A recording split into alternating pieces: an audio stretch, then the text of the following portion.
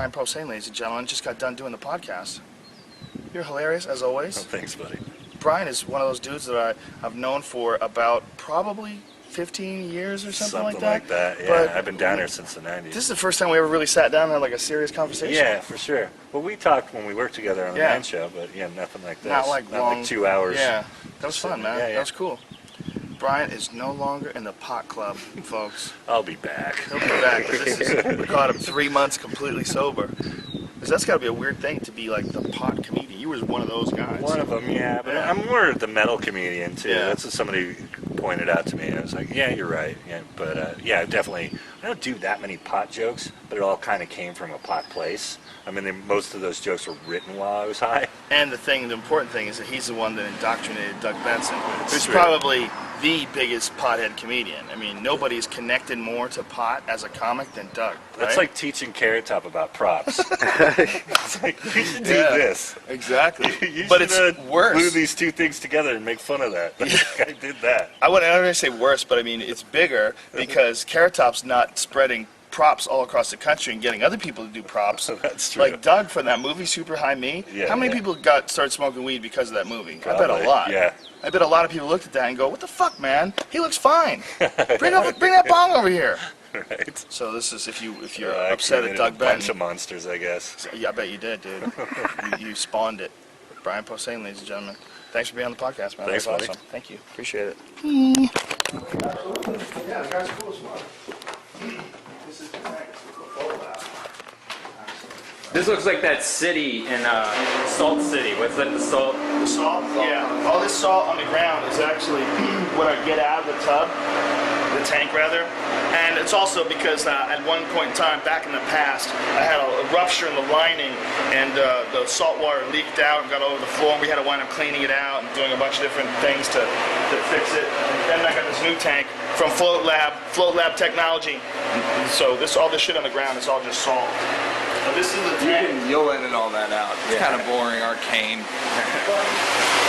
smells kind of between 93 and 95 Can you do anything about that? degrees. No, it's small. It's just salt. There's a lot of cum in there too, I think. Not that much. Neal, Brennan, thank you very much for being on the podcast, Joe, man. pleasure was all I want to mine. get you into the isolation tent. Yeah, no, I'm Try doing It's that. in Venice. I'm going to call in for you. It'd be an awesome thing for you to sit and think up ideas. There's no environment like that on the planet where you don't feel your body. You disconnect Right. from your body and you're all inside your head. It's amazing. I'm pretty close to that, just walking You around. think so? I'm That's just so how you in my roll? head that I'm a human isolation type. Well, in your head there would be a No, I'm more fucking intense thing. curious. When does it kick in? Well, it depends on how relaxed you get, you know, how much you can let go. It takes a while to get comfortable with the experience because it's so weird. I feel like I would Floating in a cry. storm. Does that make Cry? sense? You might cry. Have you ever cried? Not in there, but in real life, yes. You have? Yes, several times. Wow.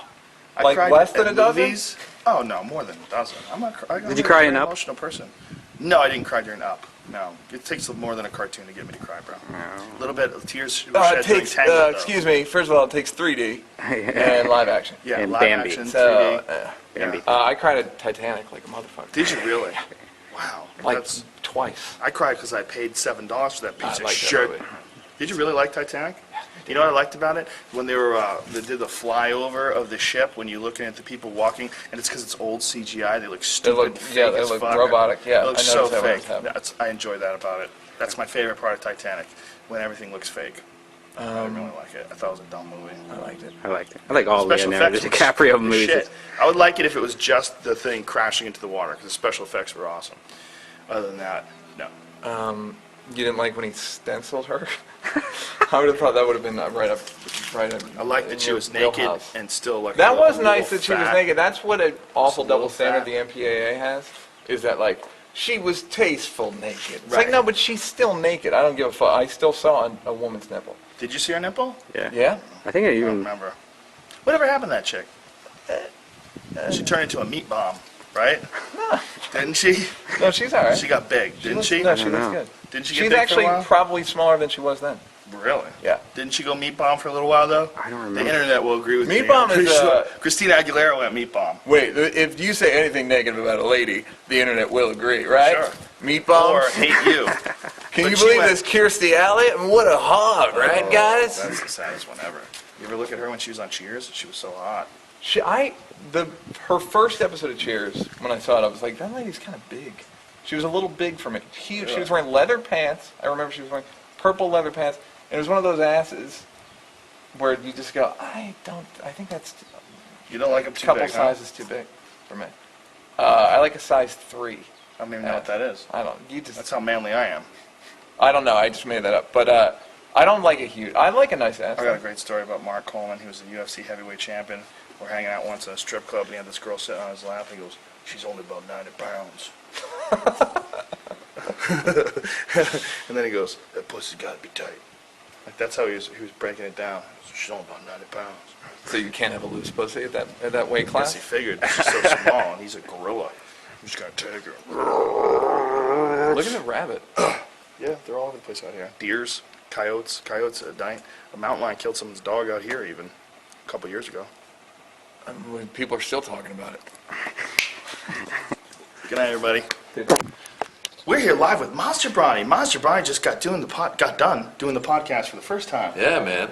Good That was seeing you, cool. my That was friend. fun. Thanks for having me, man. Thanks It for was a lot being of on. fun. It was great. It was interesting. We got to talk all kinds of shit. International politics. We went deep to the Middle East. By the way, Iranians, not Arabs. Okay? Remember So, that. important shit. Remember they don't that. like to be called Arabs. Yeah, man. That's very important. I'll track you down and cut you. And Maz has a podcast with our other pal, Al Madrigal, that's been on the podcast several times, and Chris Spencer. It's called Minivan Men, and you go to minivanmen.com, and you can check that out, and then people can catch you on MazJobrani.com, right? I'm everywhere, man. Find me. Maz forever. How I long know, have we known man. each other, man? Boy, it's been several years. Joe, I remember when I first started the comedy store, Joe was just, you were the man, killing it. And now you're killing it here, and The Comedy Store was a fun place back in the day. it was, right? Too bad it's overrun by cunts. Damn! I can't go back. I first remembered Maz's name all the time because every time you saw him, you'd always sing his song. Maz Jobrani. Maz Jobrani. Oh. Yeah, I don't know why, man. Who came I up think with Joey Diaz. Yeah. Joey Diaz. Joey would come in during my sets, in the middle of my set, and just start singing. I was just, hey, ho, it's my Jobrani, Jobrani Maz. When Joey stopped coming to the Comedy Store, that's one of the things that killed it. Yeah. Joey stopped coming 6 months before I got kicked out of there. That was when he stopped coming there. I was like, God, like what is it? He just fucking hated them. Yeah. He would just go, what the fuck are we doing coming to this fucking shit? Or Yeah. he would get angry at you. He'd go, come down to the store and hang out. Yeah. Get the fuck out of there with that fucking place. Yeah.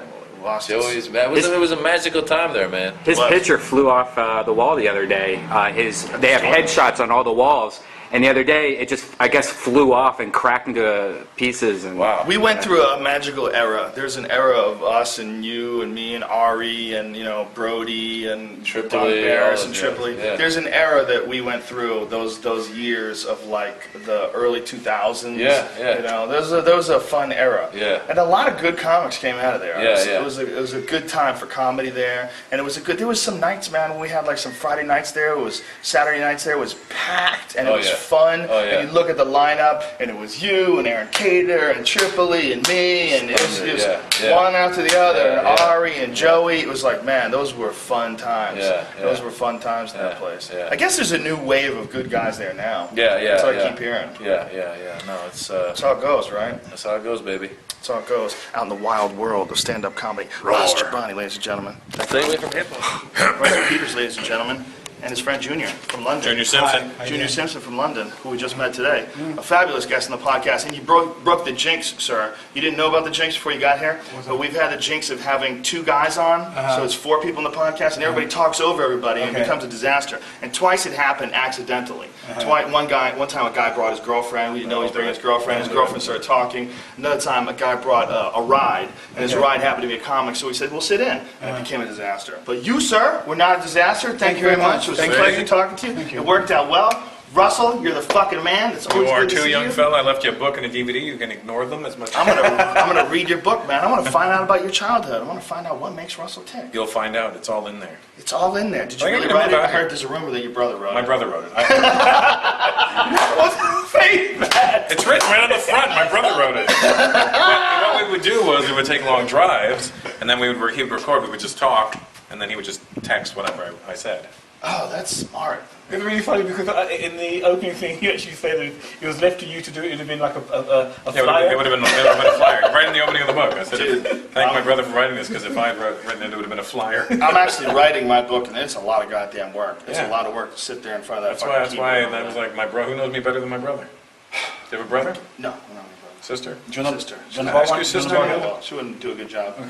borrow his? No, He's oh, good. good. His brother, can I borrow him for a little bit? You'd be good. You'd be good I for need you. some insight. I want to know about your childhood. Sit down. If we're gonna be brothers, I have to know everything. What's your middle name? James. Nice. What are yours? Dominic. Dominic Russell. Dominic. And you're the Italian. I got the fucking Italian middle name. Ridiculous. How'd you get a Dominic middle name? Godfather. Yeah. Are you 100% Indian? Do you have other shit in you? Both my parents are from India, but we're kind of mixed with the British. British. Because Interesting. they were fucking us for 400 years. Nice. India was the richest country in the world till the British got there. Really? Until when? When did the British get there? What, in the 1600s or something? Jesus Christ. Well, we've been apologizing ever That's since. a goddamn blink of an eye as far as the universe goes. So 400 years ago, you guys were dominant, running Right. shit. Yeah, all the spice. It was one of the richest countries in the world. You had all the spices. Is that what it was? Spices and gold and jewels. And Isn't that diamonds. funny? That's what, when Columbus came to America, that dumb fuck thought he landed in India. Yeah. They were trying to do. I Trying to get to used to India. do a joke about that when they call natives Indians, because that fucking retard was looking for my people. And then I said, what do you do on Columbus Day? Drive around till you don't know where the fuck you are anymore? It's true. I mean, you want to talk about Turn the how GPS bad- off. It's Columbus Day. how bad navigation was and how little they knew about what was out there in the world. They thought they were going to drop off the edge of the earth. They thought that they'd get to the point there was the ocean would have a drop off, Yeah. and that would be. Yeah. So they Like an took a infinity chance. pool. They fucking took a chance, and they got all the way to America, and thought they were in India. Like they were so off. Yeah. They weren't even really in America. They were in the Bahamas, right? Didn't they land in the Bahamas at I think first? so. Is that where it was first? Yeah, think so. yeah. Look at They that. landed in some island somewhere, and then eventually, slowly, figured out a way to poison the entire country. But then It's true. again, here we are, California, 2011, living like a doctor. This man just bought a fucking Rolls Royce convertible. Used. Was it used? 09. Oh, nine. 7,000 miles on it. That's a good move. How's That's your smart. CUDA? That's You still smart. got it? Got rid of it. Really? Sold it. Oh, who bought it? It almost killed me. Did I tell you a story? No. I was driving it on the highway. I was going 70, 80 miles an hour. Get home, in my driveway, I pull into my driveway, and I hear crank, and my car leans. So I get out, and the suspension has detached itself from the frame, and the wheel is stuck and bent into the front fender. And I'm like, that could have happened 10 minutes ago when I was on the highway, and I would be dead. So I got it all fixed, I got everything repaired, and I got the Chip suspension fix redone. No. Chip just designed it. Oh. Chip Foose just designed it. A guy named Troy Chapanier built it. Then I got a guy out here, Steve Strope, he fixed everything, redid the suspension, and I sold it. Got a Porsche GT3. What? Where's that at? It's in the garage, want to see Come on, it? fool. Show us. Oh, I'll show him, see ya.